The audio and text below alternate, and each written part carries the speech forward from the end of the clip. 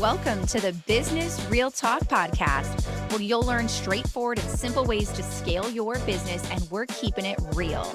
I'm your host, Naza Javaria, an 18-year marketing expert and the founder of Next Level Up CEO and the Easy Yes Method. I'm also a wife, a mom of three, and a real talk strategist. On the Business Real Talk podcast, we'll dive into how you can disrupt your industry, create a pipeline of premium clients, and how to scale your revenue without scaling your time. If you're ready to dive straight into how you can use my Easy Yes method, I want to invite you to check out my free mini-series that breaks down how you can replace all of your sales and marketing efforts with just one Netflix-inspired client acquisition system that turns cold leads into raving fans in 7 days. Go check it out at easyesleads.com. I want you to leave this podcast with business strategies that are straightforward and timeless. So let's get real.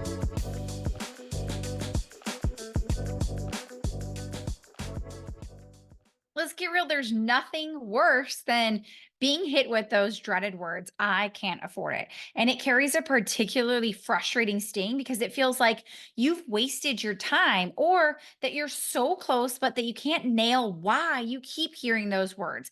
And you've convinced yourself that it's just because you keep getting the wrong people. Why? Because if they can't afford your services, it makes them the wrong people. And the typical advice had been to just find more affluent clients, because if they have more money, they won't say they can't afford it. So you try up leveling your branding and your marketing, trying to get more high level clients. But guess what? You're just going to hear another version of the same objection. Why? Because I can't afford it isn't a sales problem. It's a marketing problem. And it goes against everything you've been hearing.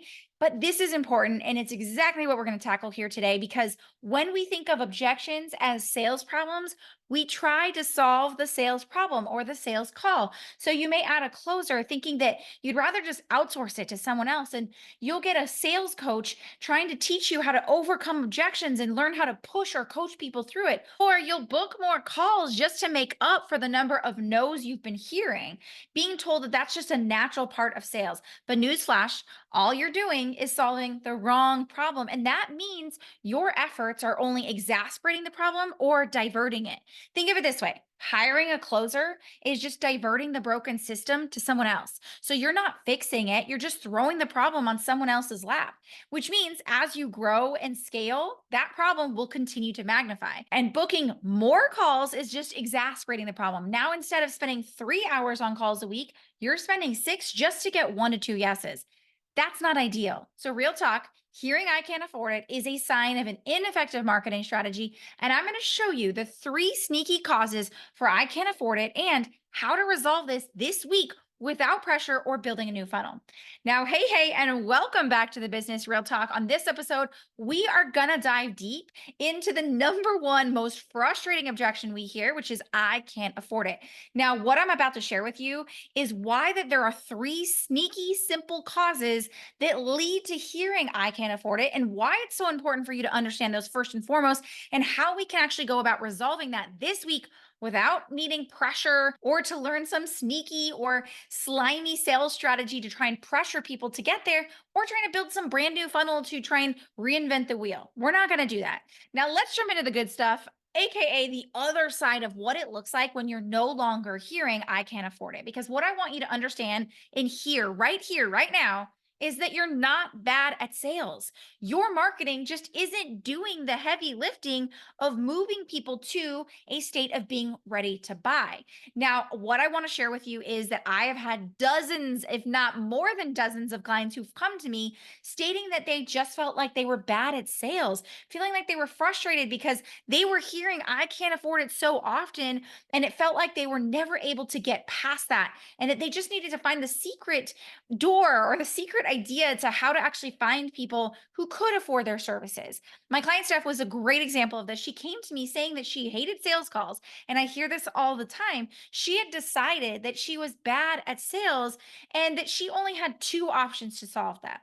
Number one was to hire a sales team to take over for her, which was expensive and frustrating because now she had to learn how to manage a team, which wasn't something she was really looking to do. Or she had to book more sales calls and just handle it. Just handle the fact that Having and hearing I can't afford it is just a natural part of business. Now, for reference, she had hired an expensive sales coach that taught her to use a call close. One call was to create demand, and the other one was to close them. And she was spending hours on calls as it was, only to still hear I can't afford it. Now, truth bomb, sales do not happen on sales calls. I want you to hear that again. Sales do not happen on sales calls. I said this a lot, but I really want that to sink in for you because so often people are hating the sales process, whether that's on calls or on DMs or on live launching, wherever and however you're creating sales conversions in your business.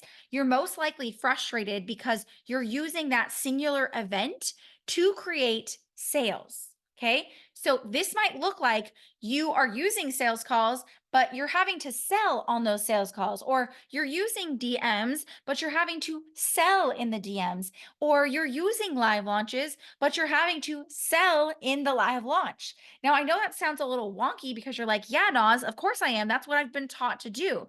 But what I want you to understand is that when it comes to sales, any type of sales conversion formula that we're using, that should be a formality. It should be a way for you to support them in understanding how it applies to them. But when we have effective marketing, our sales are actually happening over the time of your marketing process. So with Steph, that's exactly what we did. Within 30 days, we made a shift. We focused on getting her marketing to create demand, eliminating that first call that she was taking altogether, and instead then structured her sales calls so that she no longer had to sell.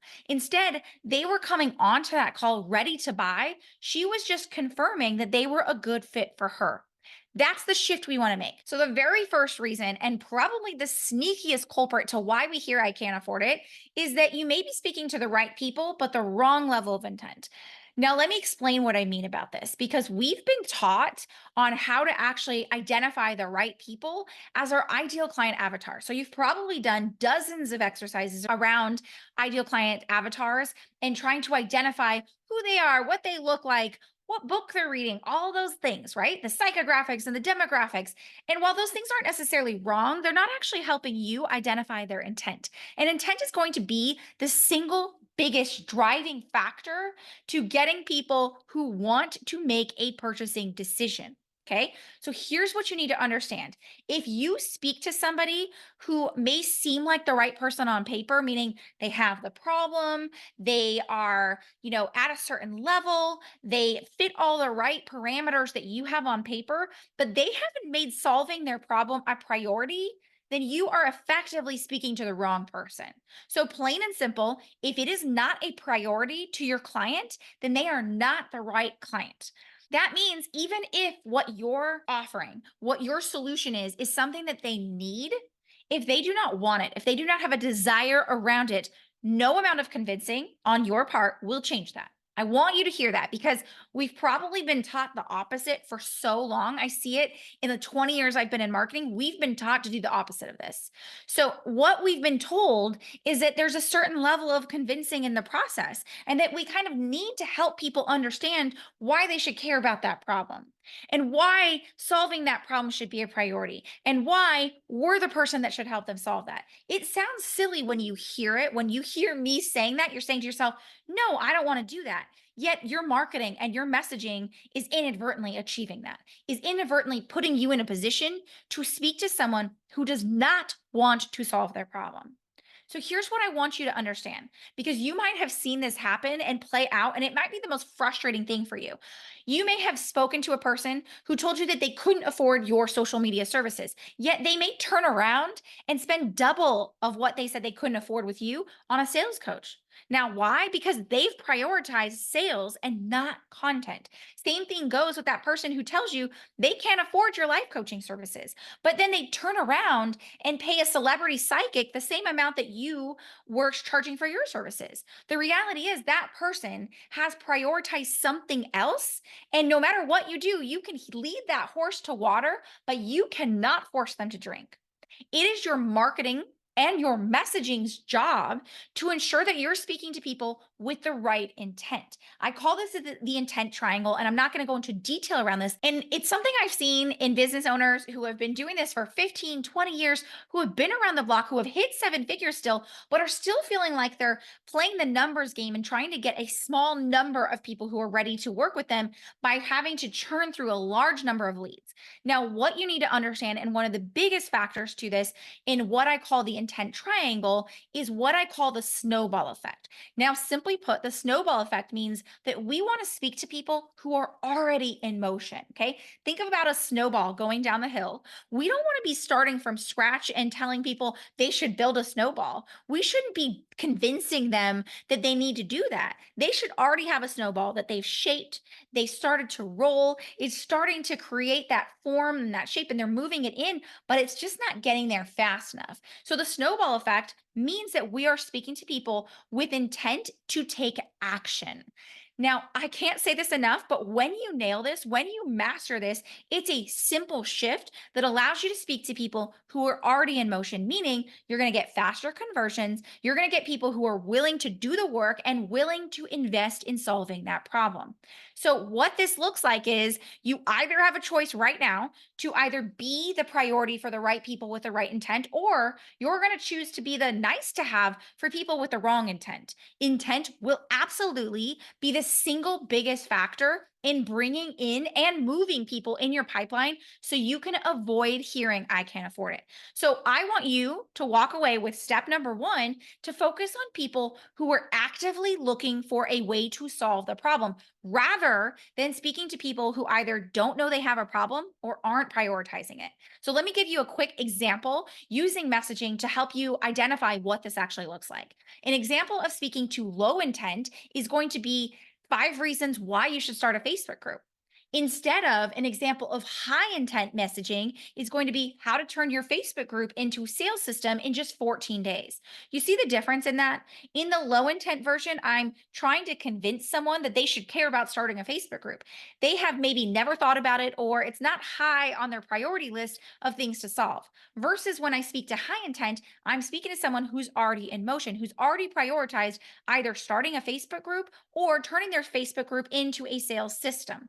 Now, what that's allowing me to do is identify the segment within your audience who's already ready to take action. This is going to allow you to speak to people who are prioritizing solving the problem. Another example using a weight loss coach would be 5 ways that excess weight is affecting your health.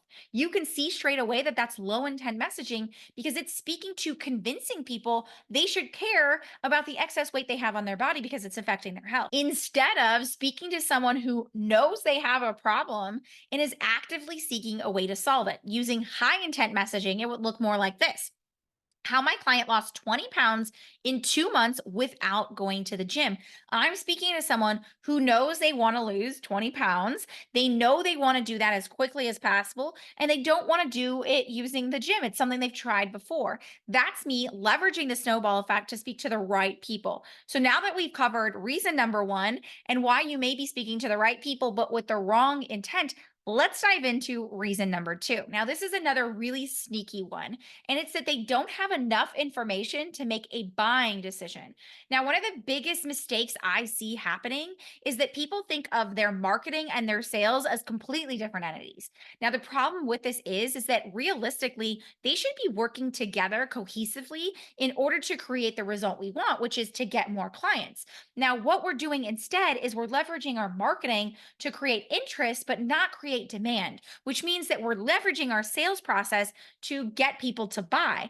And that can look like being on hour-long sales calls, or hearing I can't afford it, or feeling like it's taking a really long time to get people interested enough to get on that sales call or to make a purchasing decision. So, what we want to do instead is really leverage our marketing and shift that so it's creating demand and not simply interest. Now, a few months ago, I pissed a lot of people off by saying that I can't afford it is a sign of an ineffective marketing strategy and that it had nothing to do with sales at all. Now, what it really means is, if you think about it, the way we've been taught up until this point to do marketing is that we're just trying to get people to be interested enough to get to that point of telling me more. So you'll see this a lot on Instagram right now when people are leveraging 7 1 second reels where they're just trying to get people to say, tell me more. And if your marketing right now is just set up to get people to say, I want to learn more, then you're not actually creating demand, you're just creating interest. And this can look like master classes that either give too much information or not enough. So people are getting left having to get on a sales call in order to learn more. Now, I want to be clear, your sales calls are not a place to learn more.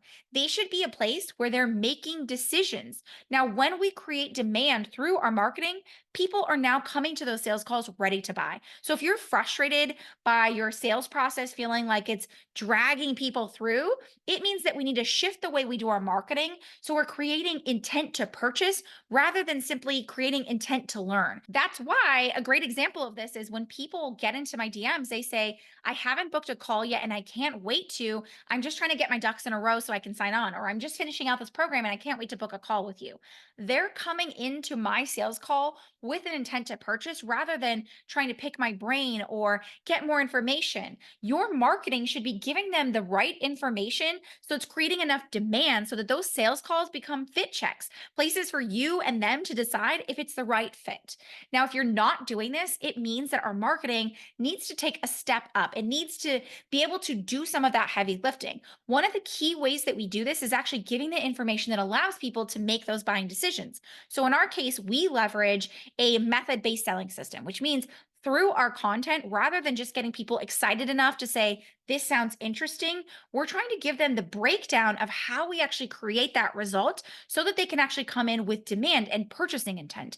If your marketing isn't doing this, then you're setting yourself up to have to constantly sell on sales calls and have to juggle those different objections that you're hearing. Instead, what you want to be doing is shifting your marketing so it's focusing on creating demand rather than simply creating interest.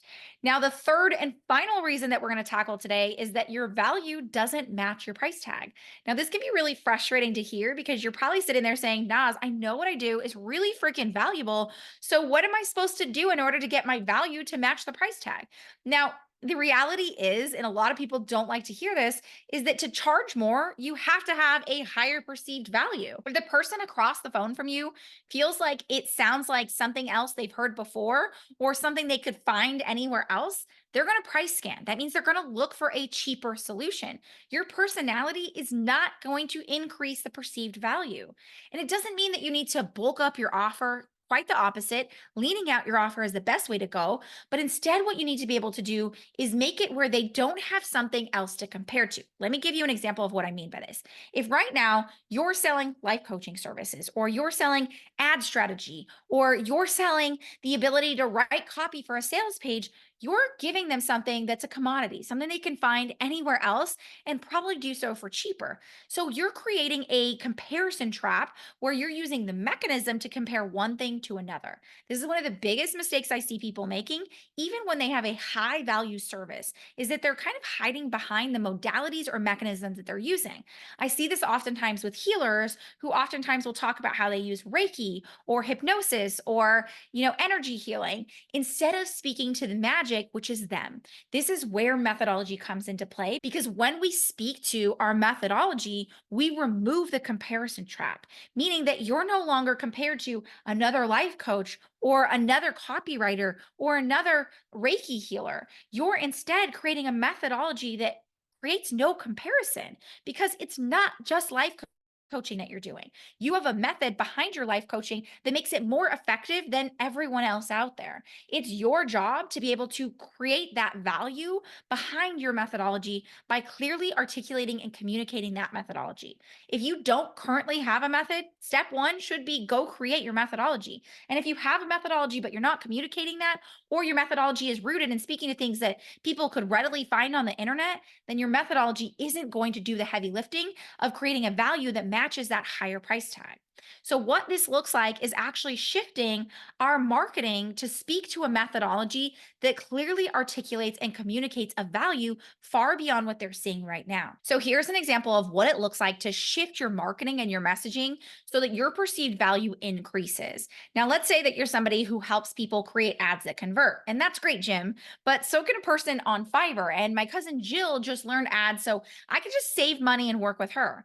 But instead, when we shift and we position position your perceived value around your unique or innovative method, your approach that's unmatched and incomparable, now we're able to create a higher perceived value that makes you absolutely incomparable. So let's say instead we spoke to your storytelling conversion method, and we speak to the fact that people buy when they feel something. Your ads are meant to tell a story that connects them to that feeling and lets them feel deeply connected to you and to your process. So they're buying without any hesitation. Now, our storytelling conversion method turns your ads into a story adventure. So people are excited and eager to buy without spending hours on marketing. You see the difference? Rather than me speaking to the fact that I help people create ads that convert, I'm speaking to my methodology. I'm speaking to a process that's unique and innovative and does something that nobody else can, therefore making it where my solution becomes incomparable. This allows me to increase my perceived value and have people jumping on the idea of working with me. It's the difference between hearing I can't afford it on sales calls and hearing let me find the funds. This is exactly what I've needed. Now, what I want you to really think about and what we've really tapped into here today is that no matter how you look at it, I can't afford it isn't actually a sales problem. Objections are something that we hear when our marketing hasn't been effective and actually driving results. Ultimately, what we want to be able to do is have a marketing strategy that creates demand and gets people saying yes before they even get on sales calls. And this is the power behind the Easy Yes method because we focus on creating inbound demand so your clients are ready to buy before you've even opened your mouth on a sales call. And here's exactly what it breaks down to. Step number one is creating your innovative gap methodology. This looks at where the gap in the market is and how you can actually come in and swoop in and save the day, leveraging your innovative gap methodology. This allows you to charge 5 to 10 times higher prices than you were before and have clients who are happily ready to invest in working with you because they know that you are the only solution to their problem. Step number two is having what we call the bingeable sales system. This allows your audience to make micro decisions over an automated conversion system so that by the time you're getting on calls with your potential clients, they're already saying yes before you even opened your mouth. And step three is having what we call a results and retention system. This is how we create pure profit by getting your clients incredible results every single time, even at scale. This allows you to systemize your delivery system so you're getting clients world-class results every single time without you always being on. This is the power behind what drives the Easy Yes method and why our clients are able to get their leads to sell themselves using the Netflix effect. And as you know, I want to invite you to the next step because if you've sat here and you said to yourself, all I want is a system that helps me bring in the right people, helps me convert those people, and helps me have clients that are getting amazing success stories. So they're shouting from the rooftops about you. I want to invite you to book your growth optimization call. This call happens directly with me. You and I will sit down. I'll do an audit on your current sales and marketing process and show you exactly where you've been leaving money on the table and how the Easy Yes method can help. Head on over to easyesleads.com/call to book a call right now. But if you want to learn how the Easy Yes method works and how you can get your leads to sell themselves with a marketing and sales ecosystem that does the heavy lifting for you, head on over to easyesleads.com to check out the mini series now. Now, as always, we love and appreciate when you rate, subscribe, and share this episode with a friend. So remember, if you're hearing I can't afford it, it's a sign of an ineffective marketing strategy, and it's much easier than you think to solve. But until next time, here's to keeping it real. Thank you so much for joining me on this episode of the Business Real Talk podcast. If you're serious about accelerating your growth, doubling or tripling your revenue, and going from the best kept secret to the only and incomparable solution in your industry, then be the first to listen to each episode by hitting subscribe and sharing with a friend.